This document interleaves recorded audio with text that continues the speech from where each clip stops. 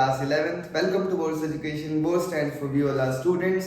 आज के वीडियो में हम करने वाले हैं टाइप्स ऑफ सेट्स।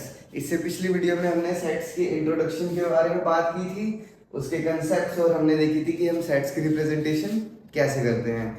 ये है सेकंड पार्ट जिसमें हम पढ़ने वाले हैं टाइप्स ऑफ सेट्स। तो कुल मिलाकर टोटल 12 टाइप्स ऑफ सेट्स होने वाले हैं। हम एक एक करके उन सबको अच्छे से डिस्कस करेंगे, ठीक है।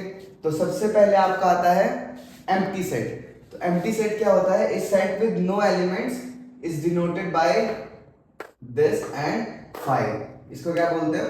5, ठीक है। एक सेट जिसके अंदर कोई भी एलिमेंट्स ना हो, खाली हो। एम्प्टी का मतलब क्या? खाली। तो वो सेट जिसके अंदर कोई भी एलिमेंट्स नहीं हो, उसको हम कैसे डिनोट करेंगे? या तो हम उसको सिंपली कर्ली ब्रेसेस के साथ लिख देंगे जिनके अंदर कुछ भी नहीं होगा, या फिर हम एम्प्टी सेट को किससे डिनोट करेंगे? 5। एम्प्टी सेट को हम 5 से डिनोट करेंगे। उसके बाद आता है आपका सिंगलटन सेट। इसके भी नाम से ही पता लग रहा है, सिंगलटन। सिंगलटन मतलब सिंगल, जिसके अंदर सिर्फ एक ही एलिमेंट हो, सिंगल एलिमेंट हो। A set with exactly one element, उसको हम क्या बोलेंगे? Singleton set. जैसे यहाँ पर हमारे पास इस सेट के अंदर क्या है? हमारे पास 5 एज अ एलिमेंट हमें गिवन है। उसके बाद आपका आता है फाइनाइट सेट। फाइनाइट का मतलब क्या होता है? फाइनाइट का मतलब होता है फिक्स्ड। फाइनाइट का मतलब क्या होता है? फिक्स्ड, कि हमें पता होगा कि उसके अंदर कितने एलिमेंट्स हैं। तो फाइनाइट का मतलब जिसके अंदर हम फिक्स्ड नंबर ऑफ एलिमेंट्स हो, है ना। A set with a finite number of elements. एक सेट जिसके अंदर फाइनाइट नंबर ऑफ एलिमेंट्स हैं। जैसे कि इस सेट के अंदर 1 2 3 4 एलिमेंट्स हैं, है ना, 1 से लेके 4 तक। तो इस सेट में और कोई एलिमेंट नहीं आएगा, ठीक है। उसके बाद आते हैं हमारे इनफाइनाइट सेट, ठीक है। इनफाइनाइट सेट मतलब जिसके अंदर इनफाइनाइट एलिमेंट्स हो, जिनके अंदर इनफाइनाइट एलिमेंट्स हो। नाम से ही पता लग रहा है, इनफाइनाइट का मतलब बहुत सारे, अनलिमिटेड, है ना, up to infinity. Infinite set. जैसे कि अगर मैं बोलूं एक सेट जिसके अंदर क्या है? नेचुरल नंबर्स है। तो नेचुरल नंबर 1 से स्टार्ट होते हैं और कहां तक जाते हैं? इन्फिनिटी तक, राइट। तो इनफाइनाइट सेट क्या होता है? A set with an infinite number of elements. Example the set of natural numbers, ठीक है। और आप कमेंट करके बताइए और इनफाइनाइट सेट के क्या क्या एग्जांपल्स हो सकते हैं, ठीक है। आइए अब हम देखते हैं अगले एग्जांपल्स, अगले टाइप ऑफ सेट्स। नेक्स्ट है हमारे पास इक्वल सेट। तो इक्वल सेट कौन से होते हैं? Two sets that contain exactly same element.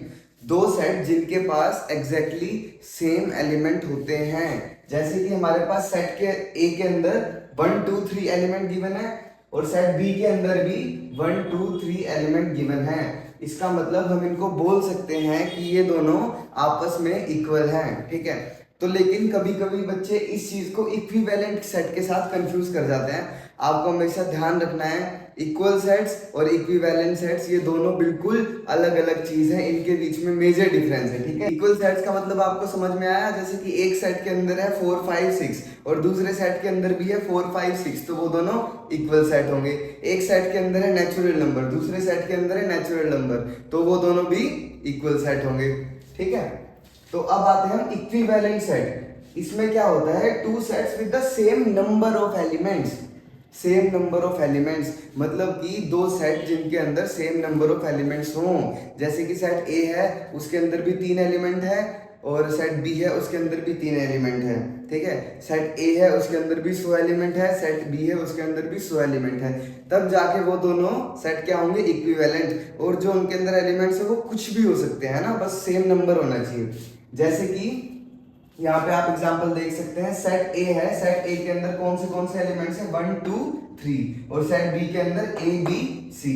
Set ए के अंदर 1 2 3 एंड सेट बी के अंदर ए बी सी। दोनों के अंदर कितने कितने एलिमेंट्स हैं? 3 एलिमेंट्स है, तो ये दोनों सेट इक्विवेलेंट सेट होंगे।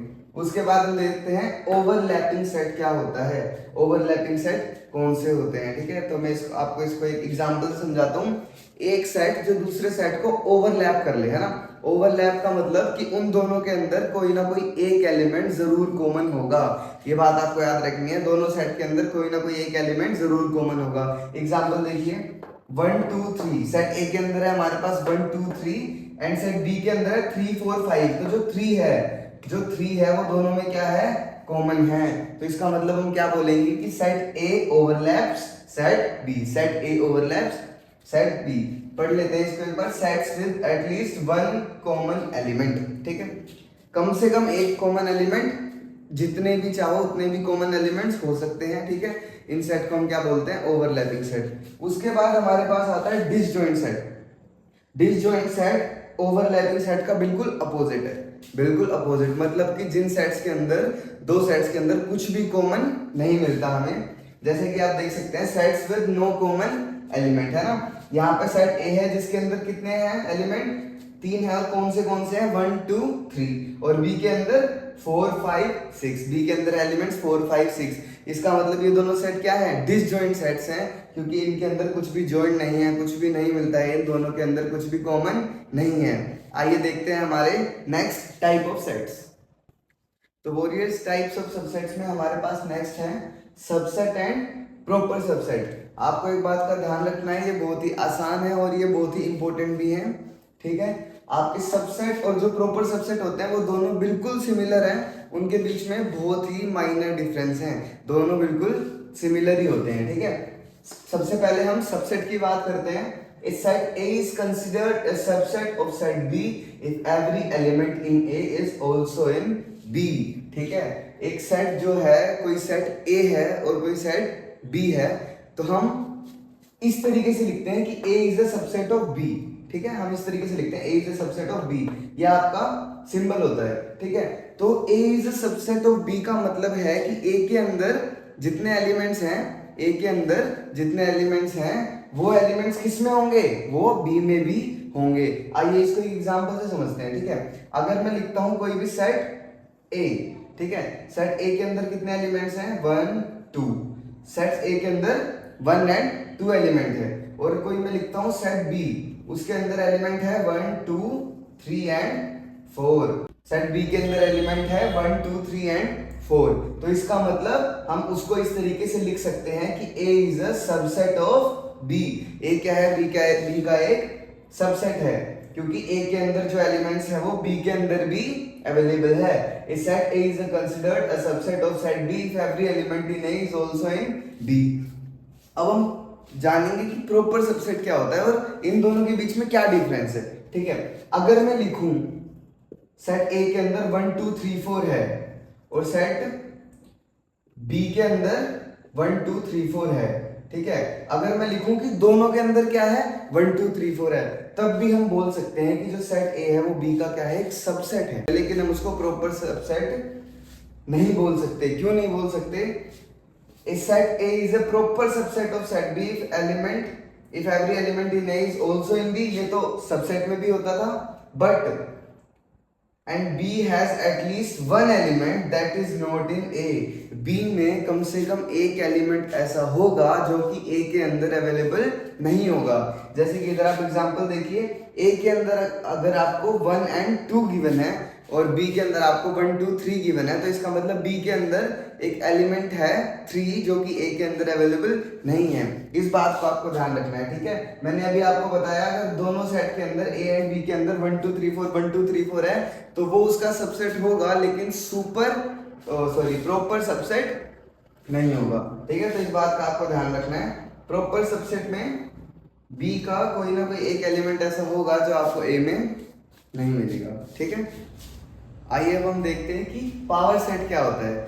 अगर आसान भाषा में समझाया जाए तो पावर सेट का मतलब है जैसे कि सेट A के अंदर एलिमेंट्स हैं, ठीक है, 1 2 3 4 5 कितने भी, हम मान लेते हैं कि इस A के अंदर, सेट A के अंदर 3 एलिमेंट्स है 1 2 3।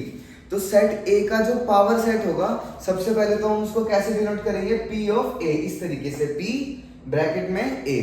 तो सेट A का जो पावर सेट होगा उसके अंदर जितने भी पॉसिबल सबसेट्स हैं A के, वो सभी मिलेंगे। जैसे कि मैं आपको एग्जांपल बताता हूँ। एग्जांपल है हमारे पास 1 2 3। सेट A के अंदर 3 एलिमेंट्स है 1 2 3।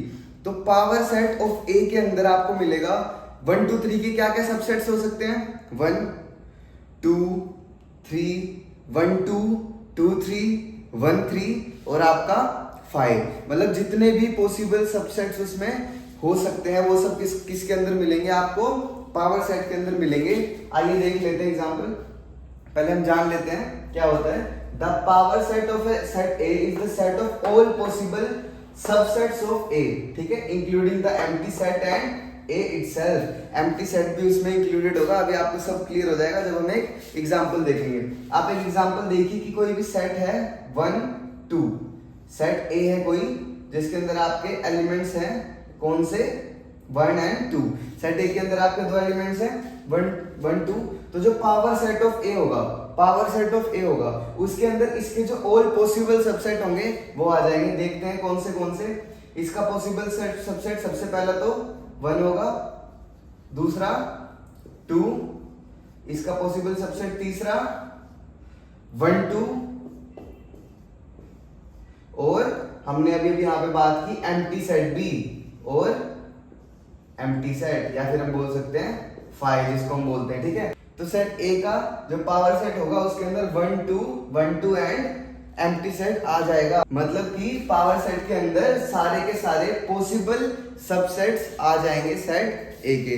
अब हम बात करते हैं यूनिवर्सल सेट की। यूनिवर्सल सेट हमारा बहुत सिंपल है, बहुत सिंपल सी चीज है, ठीक है। पहले हम इसको रीड कर लेते हैं एक बार। The universal set denoted by U is the set that contains all the objects or elements under consideration for a particular discussion, ठीक है। चलो हम बात करते हैं कि इसने बोला कि हम किसी डिस्कशन, हम कोई पर्टिकुलर डिस्कशन की बात कर रहे हैं, ठीक है। तो हमारा डिस्कशन है नेचुरल नंबर्स, हमारा डिस्कशन है इंटीजर्स, ठीक है, हमारा डिस्कशन है प्राइम नंबर्स, ठीक है।